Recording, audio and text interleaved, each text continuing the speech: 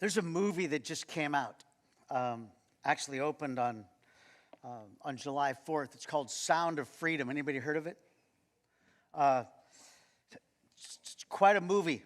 Uh, I'm not, as far as I know, I've never had a nightmare in my life. Okay, I don't even think that I might ever have one, but I know people who have, and as they hear about a movie like this, they think, man, will I have nightmares? That's the kind of reality that there is from this movie. And it deals with one of the greatest challenges to society. They say it's probably the biggest challenge that there's ever been worldwide outside of something like a health issue.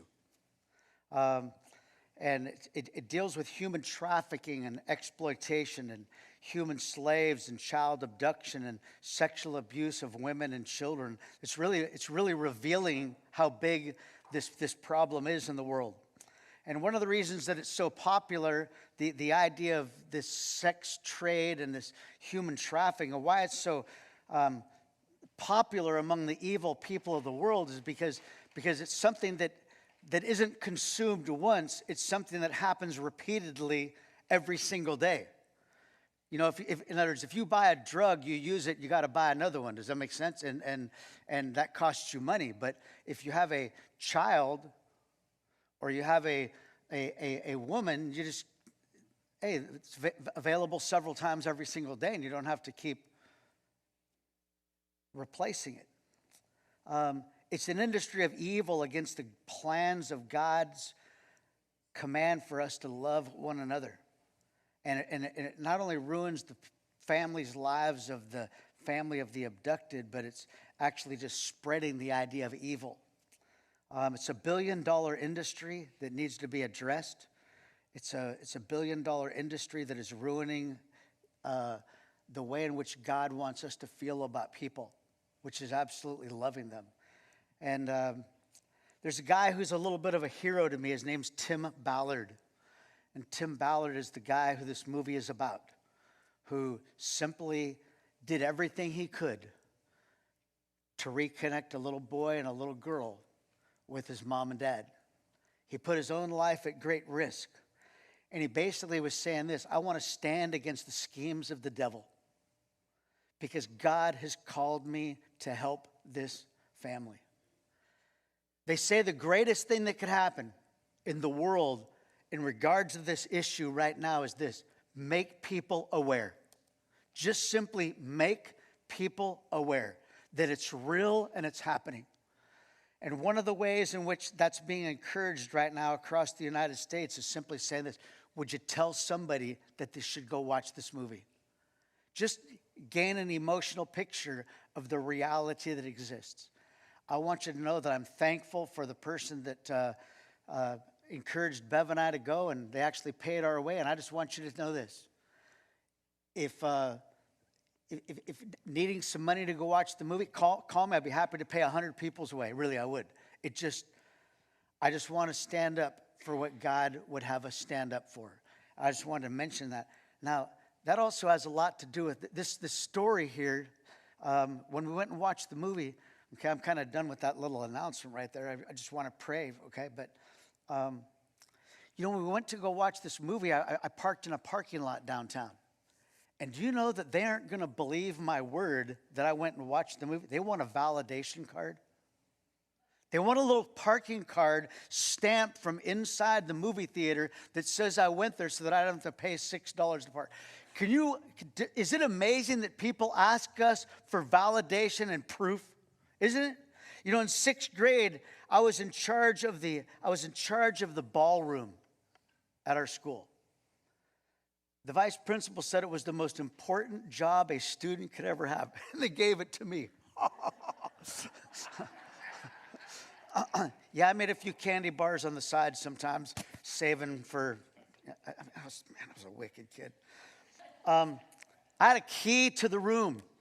That means I could go there anytime the school was unlocked and get any tetherball, volleyball, basketball, sandbag, tools for hopscotch, you name it. I thought I was pretty big stuff. And I just want you to know this. I still have my report card at home that says that the principal called this the most important job at our elementary school and that your son did a good job. I can validate it to you. You know, I was once pulled over in the highway because I was going a little too fast in the snow, and the highway patrolman says, can I see your license? He didn't ask, do you have one? What does he want? He wants validation. He wants proof. So I got out of my back pocket and I gave it to him, and, 31 years ago, Bev and I moved into the house that we, right about this time of the year, we actually solidified for sure that we were going to move into that house. And do you know that they didn't believe me when I told them, I got a job and I can afford to make this payment.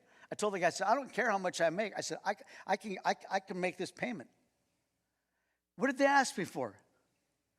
Proof of my employment. They didn't believe me. They actually do, but there's this thing about validation. There's validation is important.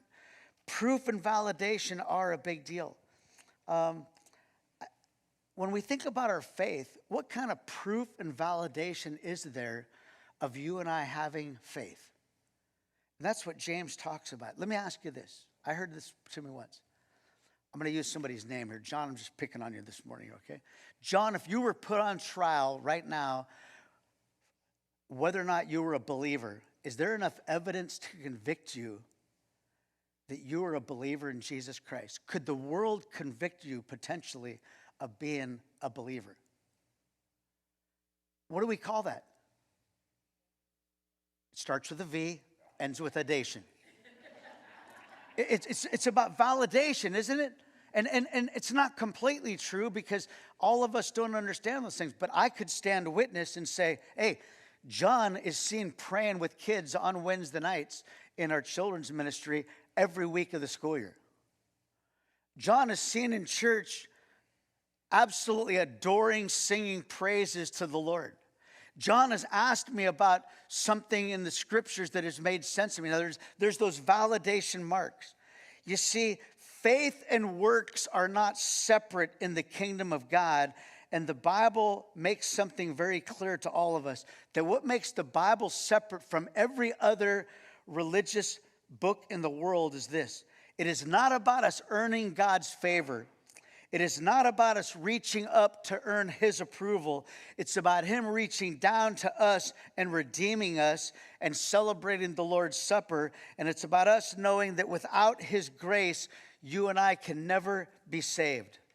The entire book of James is really summed up in today's first verse in chapter 2, verse 14, where it simply says this. What good is it, my brothers, if a man claims to have faith but has no deeds? Can such faith save him? I just want to park there for a second. Do we as believers have validation that we believe? Let me tell you, if you remember when you turned 16 years old, you validated to everybody you had a driver's license. Look!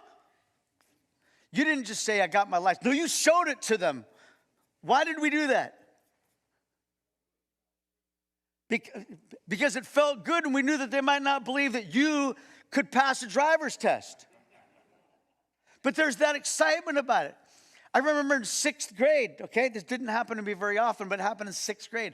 I opened up my report card, and it's the last day of school, and my best friend named Bennett, he says, John, he says, what'd you get in your report card? I said, I got A's. And he goes, man, I got straight A's. I thought a straight A was looked like a ladder that went up like this and down like this and across like this. And I go, oh, I just got rounded A's. And he goes, what do you mean you got rounded A's? I said, yeah, every subject I got a rounded A in it. He goes, John, that's called straight A's. I said, I thought a straight A was when it looked like a ladder. And he goes, show it to me. There's no way you got straight A's. I'm thinking, yeah, I believe you. I don't either. I'm going to look again. But there's validation. That's the theme of this morning. Our faith should have deeds. And our belief should have actions. And our principles should have actions. Let's read the whole little passage here, okay? What good is it, my brothers, if a man claims to have faith but has no deeds? Can such faith save him? Suppose a brother or sister is without food or daily clothes. Without clothes and daily food. Sorry, that did sound funny, huh? If one of you says to him, go, I wish you well, keep warm and well fed, but does nothing about his physical needs, what good is it? In the same way, faith by itself, if it is not accompanied by action, is dead. But someone will say, you have faith, I have deeds. Show me your faith without deeds, and I will show you my faith by what I do. You believe that there is one God? Good. Even the demons believe that and shudder. You foolish man, do you want evidence that faith without deeds is useless? Was not our ancestor Abraham considered righteous for what he did when he offered his son Isaac on the altar? You see that his faith and his actions were working together, and his faith was made complete by what he did. And the scripture was fulfilled that said, Abraham believed God, and it was credited to him as righteousness. And he was called God's friend. You see that a person is justified by what he does and not by faith alone. In the same way, not even Rahab the prostitute considered righteous for what she did when she gave lodging to the spies and sent them off in a different direction. And the body without the spirit is dead, so faith without deeds is dead. You and I are saved by faith. I want to give a little thank you to a friend of mine named Bob Wade, who I got this outline from, okay? Very, very grateful for his ministry. But you and I are saved by faith. Let's make absolutely clear. In the book of Titus chapter 3, verse 5, it says this. He saved us not because of the righteous things we had done, but because of his mercy. We have hope because of what he did. One of the reasons why I wanted to have this communion before we have, it's because of this that we're saved. It's not because of what I've done. That young man that Don met yesterday or this last week at the gas station, he's saved not because of what Don did. Don's not getting brownie points with God because of sharing his faith and offering a tract. You know what Don's getting? He's getting the blessing of being a part of the work of God. He literally is finding joy in doing what God has asked him to do. Ephesians 2 verses 8 and 9 make it clear that we are saved by faith. It says, for it is by grace that you have been saved through faith. And this not from yourselves, it is a gift of God, not by works, so that no one can boast. I have nothing to brag about other than who God is. In Jeremiah 9, 23 and 24, it says this, let not the wise man boast of his wisdom. Let not the strong man boast of his strength. Let not the rich man boast of his riches, but let him who boast of this, that he understands and knows me, because he never changes, and therefore we can continue to brag about him forever. There are people whose hero is somebody who does something great. So what happens when somebody does something greater than that person? No one can do anything greater than to die for our sins and give us peace with God for eternity. We are literally saved by grace. This passage really speaks about this. Talk is cheap. You guys ever hear that phrase before? Talk is cheap? Yeah. I must be really cheap because I talk a lot, okay? And Don, you must be really cheap because you talk a lot too, okay? You know what? If somebody's good at cooking, just cook well. If somebody's good at cleaning, just clean well. If somebody's good at sports, just do well in sports. If you're good at fixing cars, fix cars. If you're good at working on computers, work on computers. If you're good at driving, then drive well.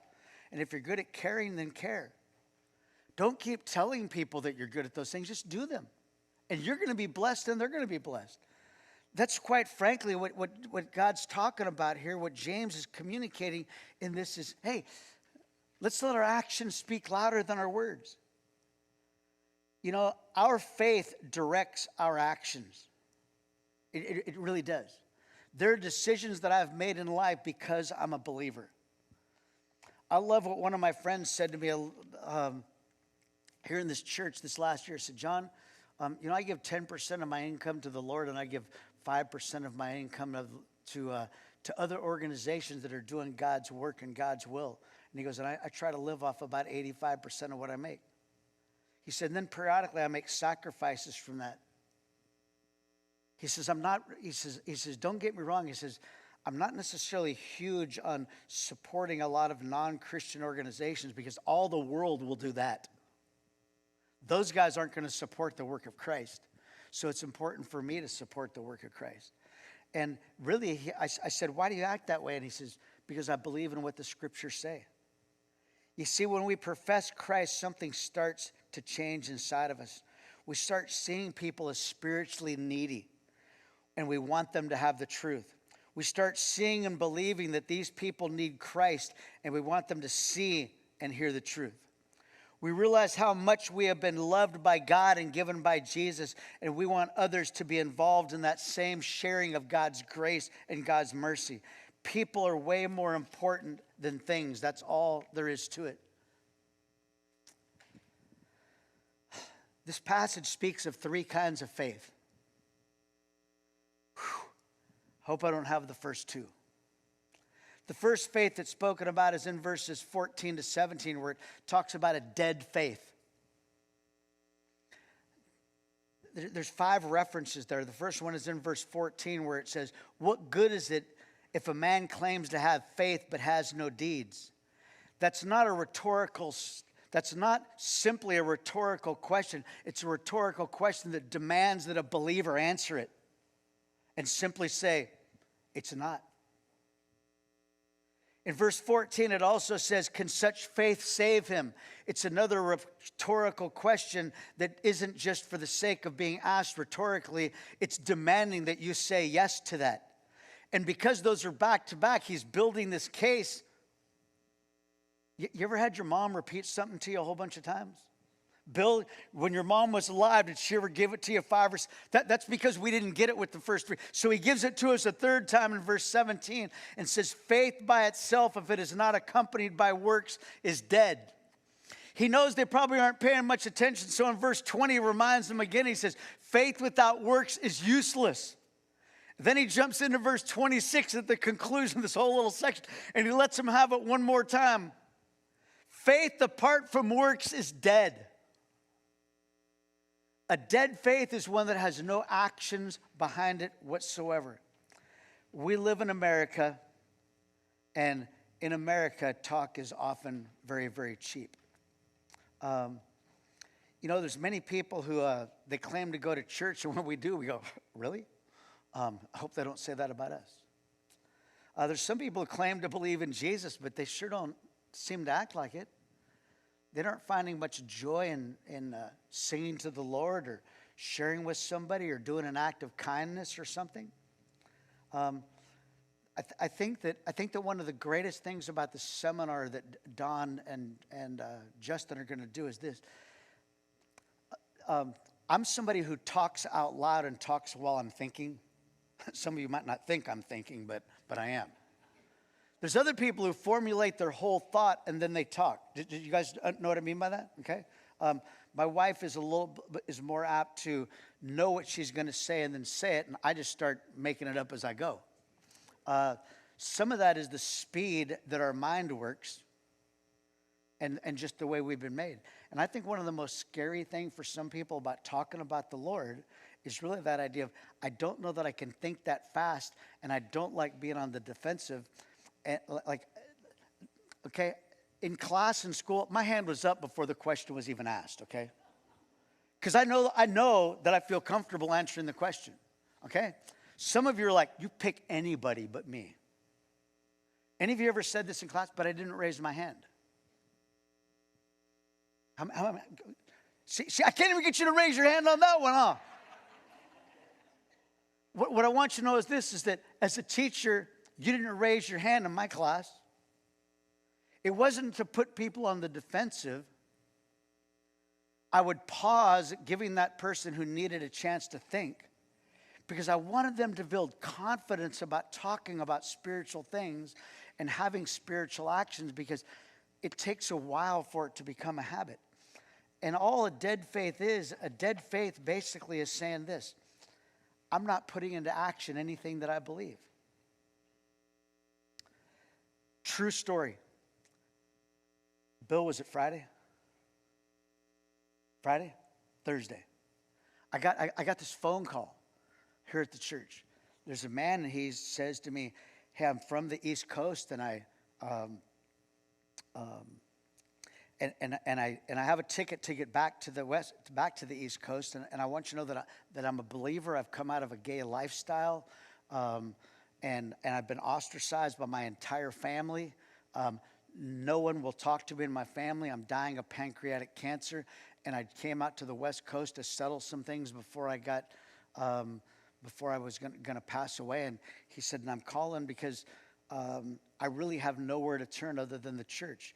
I became a believer about a year ago, and he tells me the name of his church. Sure enough, it exists. He says it's a church plant. Sure enough, it exists. And he's given me all, and I'm thinking, this guy took the faith that he had this last year, and he's sharing it with his family. And he says, the truth is, he goes, I'm short paying for the last night of my motel, and I can't get to the airport. Now, I'm a skeptic. Is this legit? Is this legit? So I'm just going to call one person and just ask them what they think. And I called Bill on the phone. I said, Bill, I said, I don't want to get took. And Bill said something to me that I will never forget this, Bill. John, sometimes you got to have faith, and you are going to get took sometimes. But you're also going to miss some of the blessings to be the man of God that you can be. And then Bill did what I didn't want him to do. And he says, can I do this? I'm not, this isn't about Bill right now. And Bill says, could I take care of this?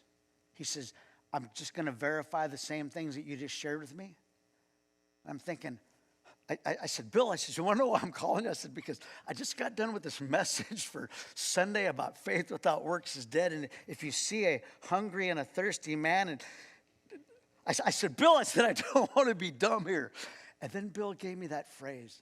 And I just want to publicly thank Bill for this comment. John, you are going to get took sometimes. Just do your homework a little bit, but don't miss the opportunity to be a believer and a giver of God's grace. Oh, it was tremendous. So that's the dead faith. Here's the demonic faith. I don't want to be compared to a demon, okay? And the demonic faith is spoken of in verses 18 and 19, where it basically says, the demons believe that and they shudder. You and I are compared to demons here. Yeah, you believe in God. Good. So do they. They shudder at it.